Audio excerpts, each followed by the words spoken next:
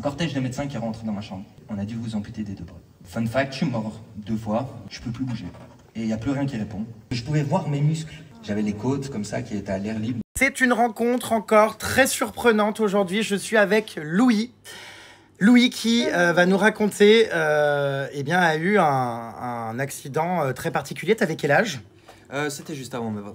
Juste avant ses 20 ans, Louis donc a été, on dit pas électrocuté, parce que je crois que quand c'est électrocuté, ça veut dire qu'on en est mort. Ouais, exactement, c'est électrisé. Électrisé. Ouais.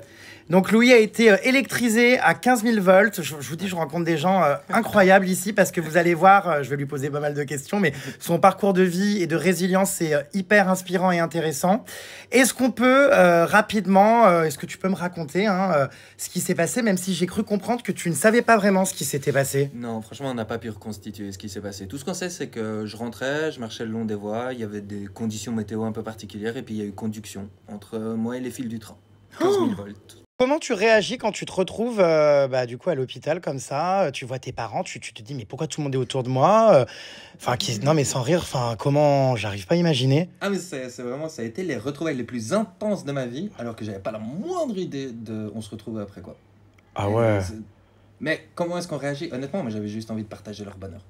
J'ai pas posé de questions, ça a mis plus de temps de vraiment recevoir ce qui s'était passé. Et les médecins te disent quoi, par exemple, quand ils sont autour de toi? Monsieur, on va vous amputer. Non, t'étais déjà amputé quand tu t'es réveillé? Ouais, c'était déjà fait. Et puis moi, j'avais un drap sur moi, si tu veux. Et puis c'est comme j'ai dit, tu vois, quand on t'ampute, tu sens encore tes bras. Ah bon? Mais c'est pour ça que quand je parle, je suis comme ça. C'est parce que je parle avec les mains, en fait.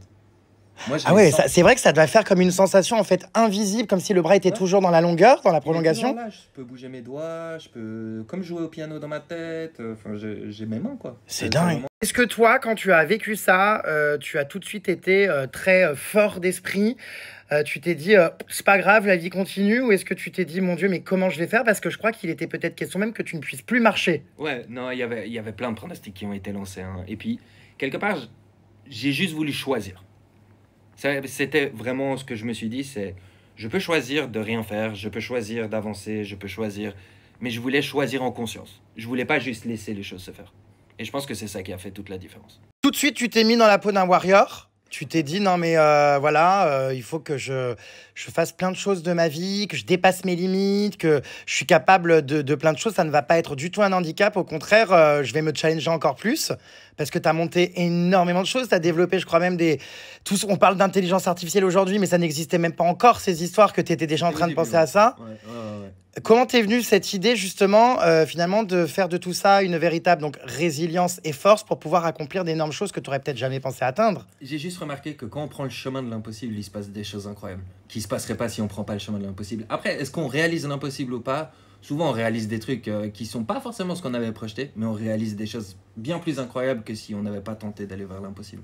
Et après, ça devient presque une addiction. On découvre tellement de choses. On m'a proposé de faire le marathon des sables. Donc, c'est une course, c'est un ultramarathon dans le désert. C'est 250 km. Et quand on me l'a proposé, j'avais 9 mois de préparation. Et à ce moment-là, je ne pouvais pas marcher plus que 3 km sans avoir besoin d'une semaine pour récupérer. Et moi, ma réaction, ça a été ok, ça part. Feu. Et tu l'as fait? Ouais. T'as gagné? J'ai fait... Non, quand même pas. Non, il y a des malades. Moi, j'ai fait 160 km en 4 jours. Waouh, c'était où? C'est dans le désert au Maroc.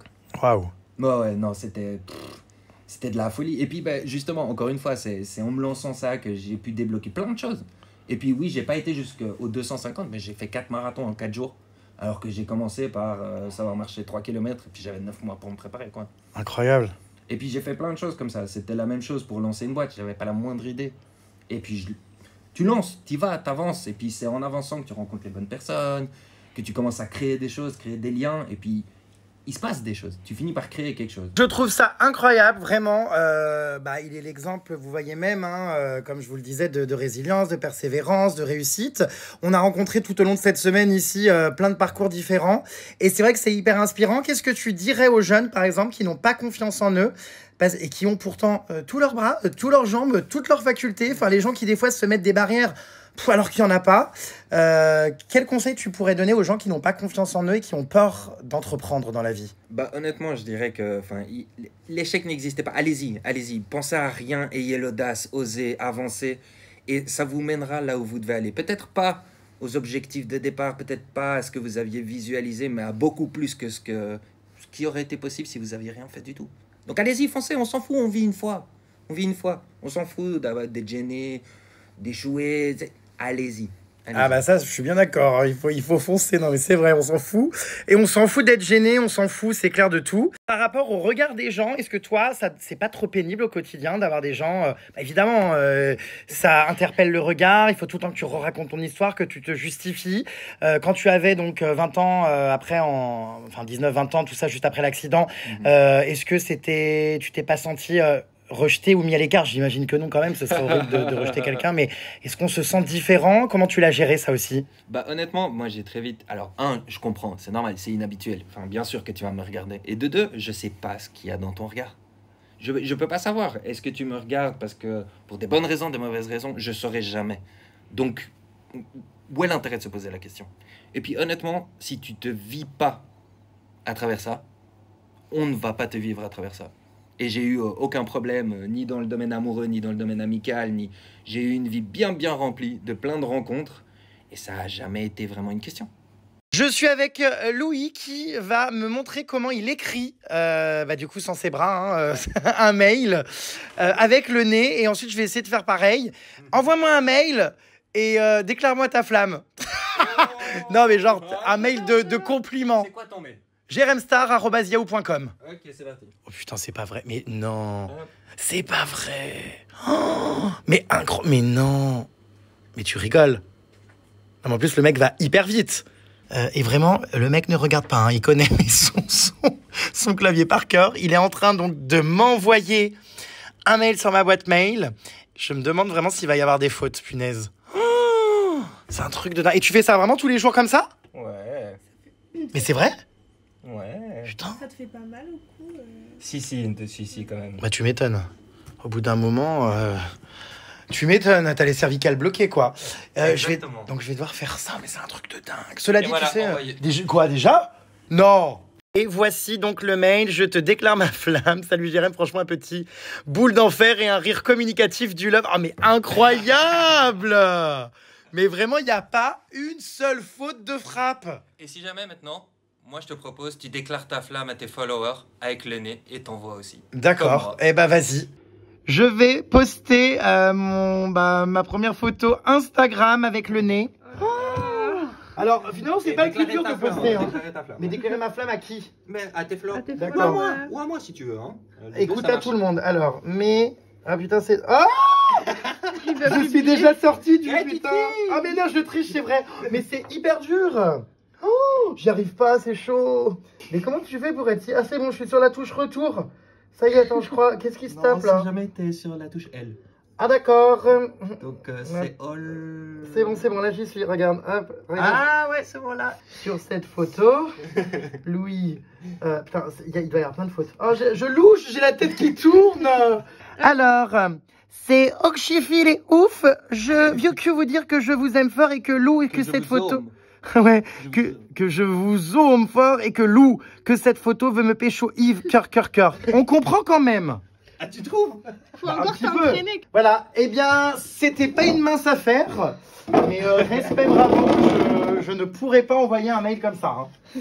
Franchement, surtout moi qui fais la guerre aux fautes d'orthographe et aux fautes de frappe, là, dur. Putain, dans le chapeau, toi, t'as pas fait une faute.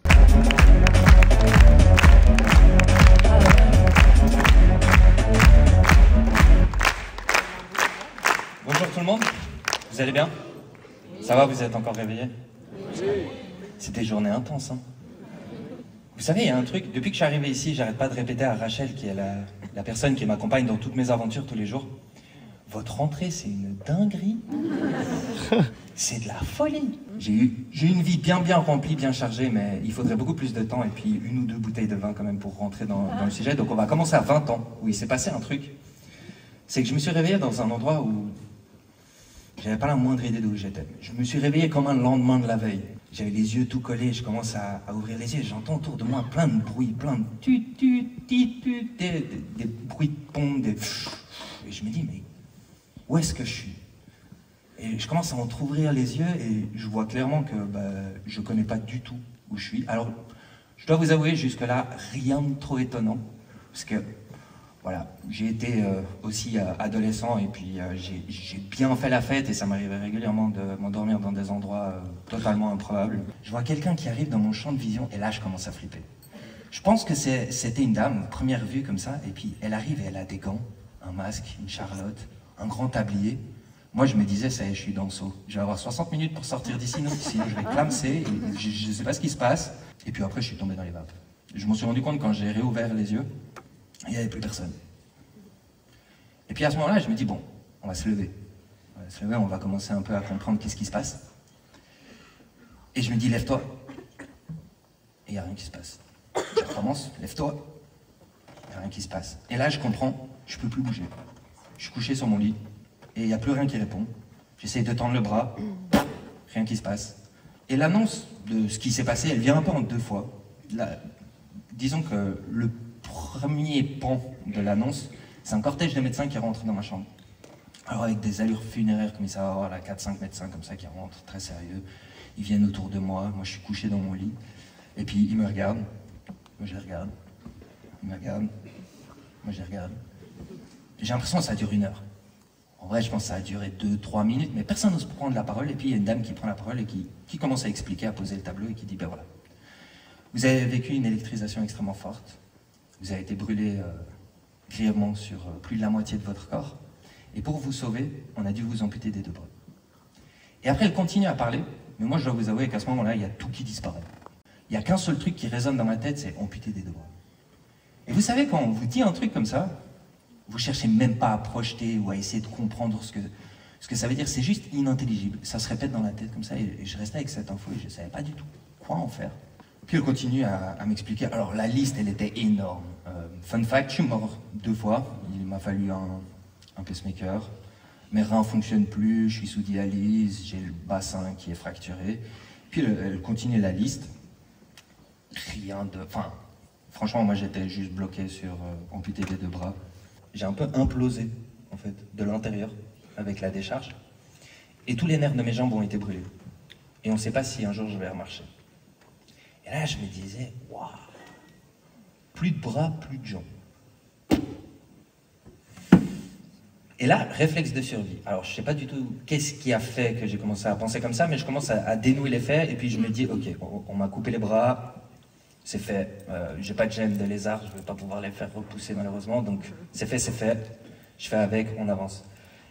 Et je me dis, il est plus que probable que tu vas pas remarcher. Et moi, quand j'entends ça, je ne sais pas pourquoi, j'entends « il est possible qu'un jour tu remarcheras ». Parce que j'ai un peu la tête dure, et généralement, toute ma jeunesse, quand on m'a dit « je pense pas que tu pourras faire ça », ça me donnait 4 fois plus envie de le faire, de trouver un moyen de le faire. Et je commence à avancer avec ce mindset, et puis il me faudra à peu près 6 mois avant de pouvoir me relever et pouvoir marcher de nouveau de manière autonome. Et je restais à l'hôpital à peu près 1 an. J'ai vécu à l'hôpital 1 an. Pour réparer tout ce qu'il y avait à réparer, parce qu'il y avait plein de choses. J'étais une véritable planche anatomique. Si vous saviez à quel point, moi, je trouvais ça génial. Parce que je pouvais voir mes muscles. Je pouvais voir les points d'insertion de mes muscles et tout. Moi, je trouvais ça super intéressant. À certains endroits, je pouvais voir mes os. J'avais les côtes comme ça qui étaient à l'air libre, donc je voyais mes 4 côtes. Moi, je trouvais ça super cool. Et quand ils refaisaient les pansements, une fois, j'ai appelé ma mère. J'étais là, ouais, viens voir. C'est un truc de ouf. Et elle est arrivée, elle a failli tomber dans les vapes, j'étais là, ouais, peut-être pas la meilleure des idées, ok, excuse. Et toujours été, enfin, je suis resté 1 an pour réparer ce qui devait l'être. Et puis j'ai été transféré en clinique de rééducation. Et de cette année, j'ai gardé une chose qui m'a amené beaucoup de valeur, c'est que j'avais des douleurs atroces. Un truc sympa quand on vous ampute, c'est que vous continuez à sentir en fait vos membres. Et puis le cerveau, il fait un petit glitch, parce qu'il sent toujours les membres, mais comme ils n'existent plus, des fois ça fait des bugs. Et ça crée des situations méga bizarres. Vous ressentez vos membres qui prennent des positions totalement impossibles. Des fois j'avais l'impression que mes poings se serraient tellement qu'en fait j'avais les doigts qui transperçaient mes paumes. Des fois j'avais l'impression que mes bras étaient vraiment en feu. Ça faisait des douleurs atroces. Et ils me bombardaient de médicaments et il n'y avait rien qui marchait. J'ai commencé à rencontrer une résilience, une nouvelle manière d'être résilient. Vous savez, j'ai trouvé une manière d'être résilient qui fait plus que juste rebondir. Et donc les événements, les challenges, les obstacles, ça devenait un peu ma dope. Ça devenait quelque chose qui me permettait de faire encore plus que si j'avais pas rencontrer des obstacles. Et c'est de ça que j'ai envie de vous parler aujourd'hui, c'est de cette résilience. On est maître de son destin. Et quand je dis ça en conférence, des fois j'ai des réactions très fortes, parce que j'ai des gens dans la salle qui ont vécu des événements très difficiles et qui me disent « Vous croyez que j'ai choisi de vivre ça? Vous croyez que je choisis mon destin ?» Et en fait, quand je dis qu'on devient maître de son destin, on devient un maître de son destin, mais un peu particulier. Moi, j'aime bien utiliser la métaphore de la vie, quelque part. C'est comme être sur un voilier. On est le capitaine du voilier. On a notre équipage qui sont nos proches, les gens qui nous soutiennent, les gens à qui on peut faire appel, nos potes. On a le gouvernail où c'est nous qui tenons. On a notre boussole, c'est notre émotion qui nous dit un peu où on en est. Et la vie et les événements, c'est les éléments autour de nous. Mais par contre, être maître de son destin, c'est savoir qu'il n'y a que nous qui pouvons prendre en considération tous ces éléments et essayer de les transformer en un vecteur de positif. Et donc, quand je dis être maître de son destin, c'est pas essayer de contrôler ce qui se passe. C'est pas essayer de contrôler ce que la vie nous envoie, mais c'est savoir qu'on est les créateurs de notre futur.